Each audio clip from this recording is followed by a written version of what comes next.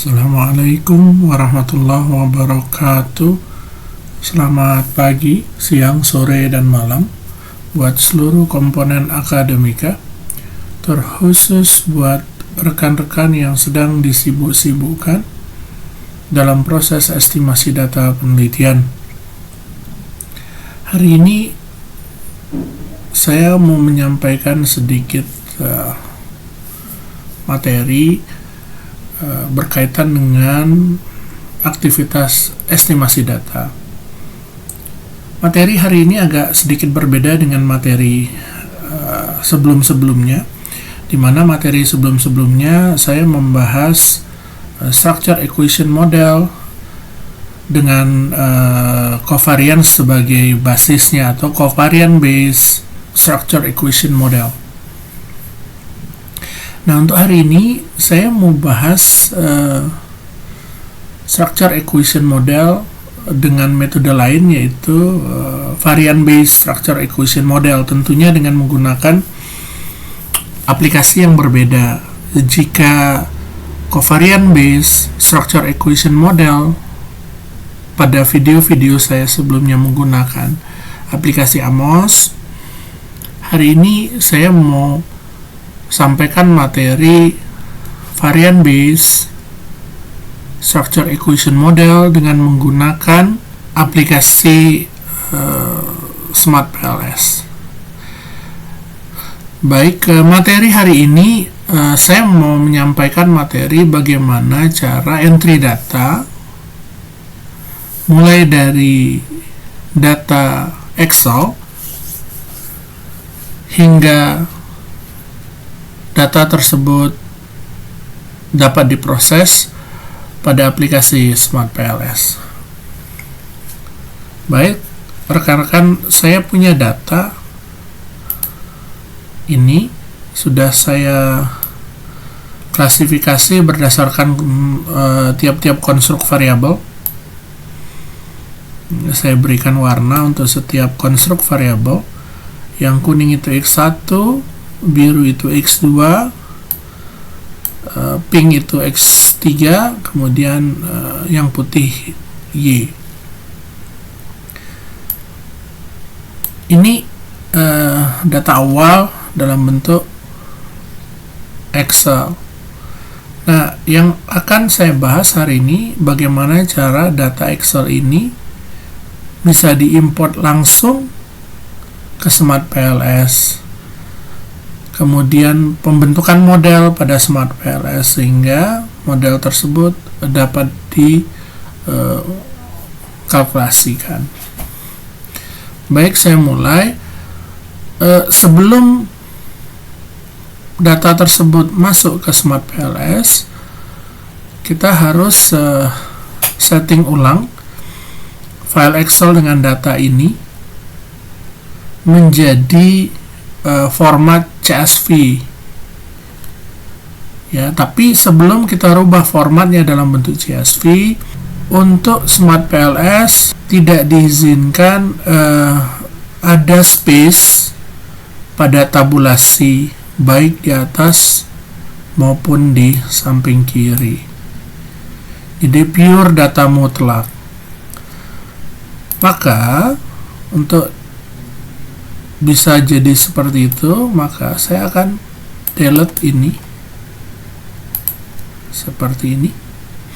Kemudian saya akan delete yang ini seperti ini. Ini pure data sampai ke bawah. Data ini ada 250 responden yang akan kita estimasi. Nah, kalau sudah di delete yang bagian atas dan bagian sebelah kiri, maka kita dapat save as dalam bentuk CSV file. Ya, dalam bentuk CSV file seperti ini, save as. Kemudian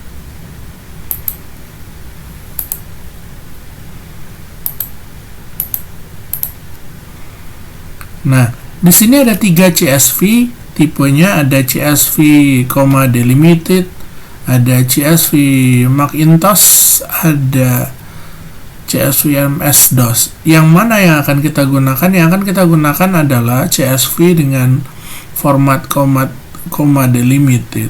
Nah, ini yang akan kita gunakan. Klik yang ini, kemudian di save. Dia akan keluar perintah seperti ini. Kita oke-kan saja, kemudian kita tekan yes. Oke, selesai untuk data yang akan diimport ke Smart PLS. Kemudian kita buka Smart PLS-nya. Seperti ini tampilannya tentunya. Kita klik new project. Kita buat misal sebagai contoh, misal latihan. Nah, kemudian tekan OK. Dia akan buka folder baru di pojok kiri atas. Tulisannya latihan. Nah, sekarang kita mau import data yang sudah kita rubah Excel menjadi CSV tadi. Bagaimana caranya? Anda bisa double klik import data, atau Anda bisa klik kanan pada ini, kemudian klik import data. Nah, dokumen ini ya, kita bisa klik, kemudian tulis, dia keluar sendiri judulnya sesuai dengan CSV file, nama CSV file yang sudah kita buat tadi. Kemudian klik OK. Nah, seperti ini. Ini kalau data sudah keluar seperti ini, itu tandanya data ini tidak ada masalah ya. Secara teknis pada aplikasi Smart PLS, secara teknis tidak ada masalah. Karena kalau datanya bermasalah atau error, dia tidak akan keluar indikator seperti ini dan data seperti ini. Ya. Nah, seperti itu. Oke, nah sekarang yang Anda lakukan adalah ini data uji coba Smart PLS 250 record. Maka yang Anda lakukan untuk menggambar model, ini langkah selanjutnya adalah menggambar model. Untuk melangkah ke tahapan berikutnya, maka Anda klik latihan. Di atas file data uji coba Smart PLS ini, kita klik latihan di sini 2 kali di sini. Nih, dia akan seperti ini tampil, layar putih polos. Kemudian yang akan kita lakukan adalah membuat model. Nah, berhubung di sini ada X1, X2, X3 dan Y, maka saya gunakan metode sederhana untuk VB, variant based structure acquisition model. Caranya adalah ini, kita klik dulu, saya ulang dari sini tadi, kemudian kita klik ini, klik 2 kali, klik latihan, keluar seperti ini, kemudian klik yang indikator, kemudian ini kita tekan shift, kita turunkan sampai di batas akhir konstruk tersebut. Dalam hal ini batas akhirnya X18. Setelah diblok seperti ini, kita bisa tarik ke drag and drop pada layar latihan ini. Seperti ini, saya contohkan, ini drag and drop. Seperti ini. Nah, dia keluar sendiri. Kemudian lakukan hal yang sama untuk X2.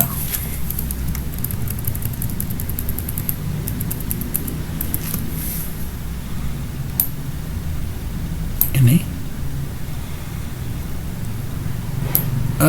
Rekan-rekan bisa merapikan ini ya posisinya dengan di drag kemudian digerakkan, mouse di drag kemudian digerakkan seperti ini, sehingga bentuknya akan lebih rapi, lurus gitu ya. Berikutnya X3. Kalau dinilai layarnya terlalu kecil gitu tampilannya, maka Anda bisa tekan kontrol, kemudian ada roda di mouse, Anda bisa putar, dia akan mengecil seperti itu. Kemudian selanjutnya adalah 31 sampai 39. Ini bisa kita tarik, kemudian kita drag and drop, letakkan di sini.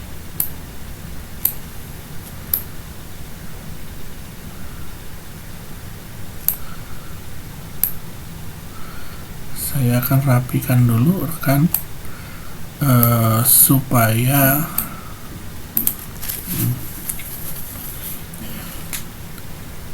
kemudian yang terakhir adalah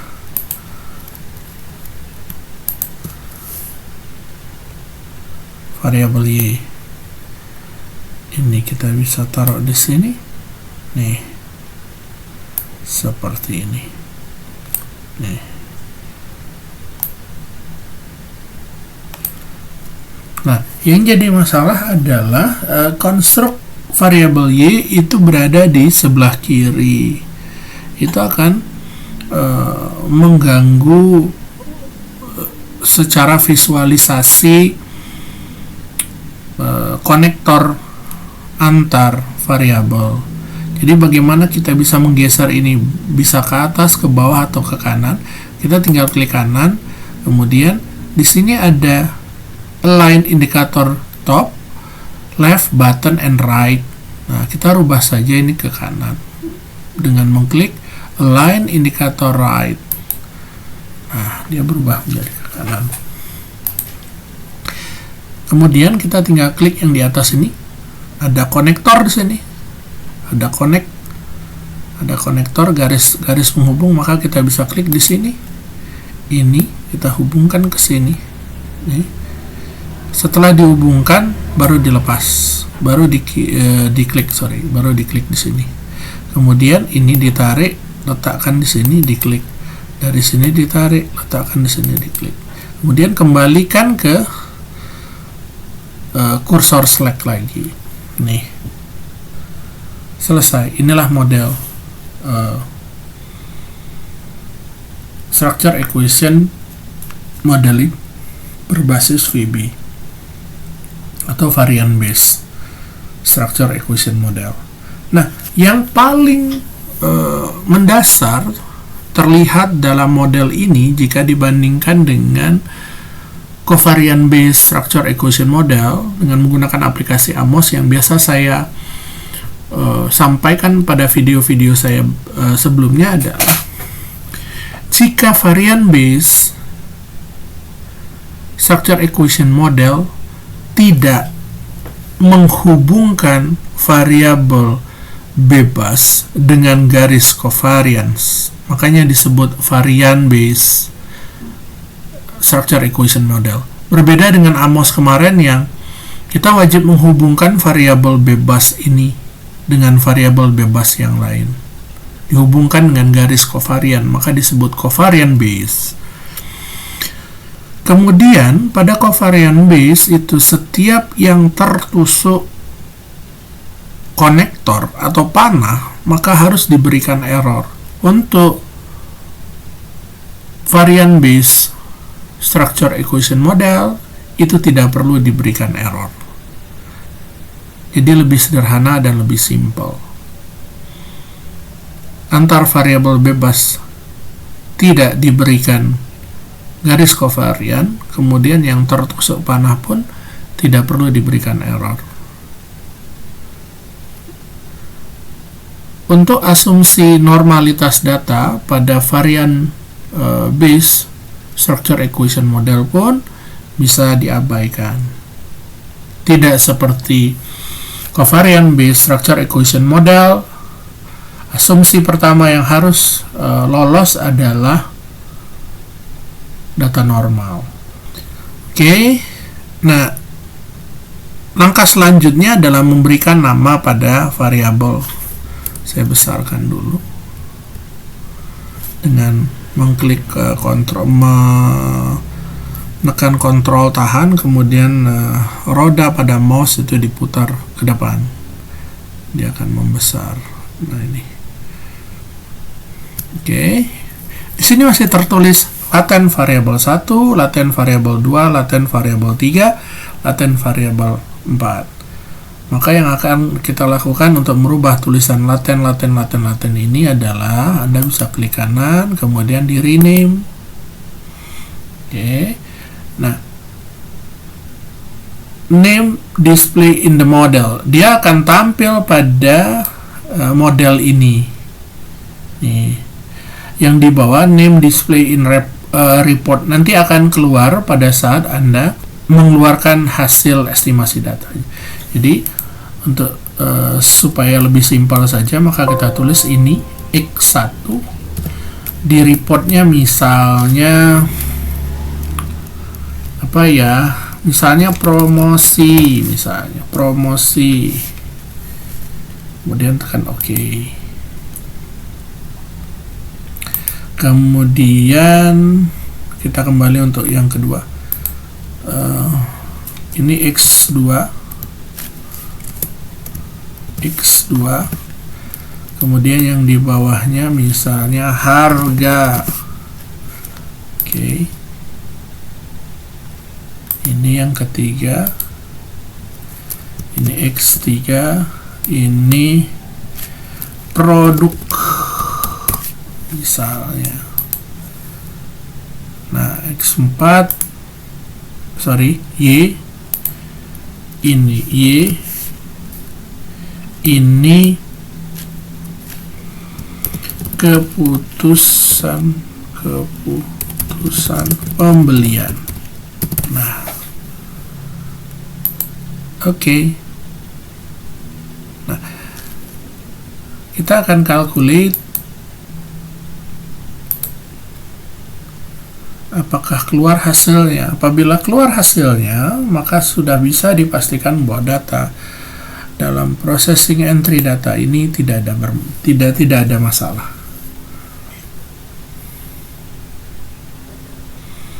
Oke, dia akan membuat tab baru di atas ini dan output yang keluar seperti ini. Kita bisa lihat data-data semua di sini ada. Ya, ini. Ya. Seperti itu. Ini uji validitasnya. Kemudian ini uji korelasinya, ini uji F-square-nya, kemudian collinearity dan lain sebagainya. Nah, ini bisa diekspor ke Excel gitu ya, data ini semua. Jadi total keterangan semua yang ada di sini itu bisa diekspor dalam bentuk file Excel. Nah, selanjutnya file Excel itu bisa Anda gunakan sebagai dasar dalam membuat interpretasi data dalam sebuah penelitian. Baik Bapak Ibu, saya rasa itu saja materi hari ini. Jangan lupa like, subscribe, tekan notifikasi lonceng. Kalau ada yang ingin dibahas, bisa disampaikan di kolom komen. Baik, saya rasa itu saja. Mohon maaf kalau di sana sini banyak kekurangan. Lebih dan kurang saya mohon maaf. Saya tutup. Billahi taufik wal hidayah. Assalamualaikum warahmatullahi wabarakatuh.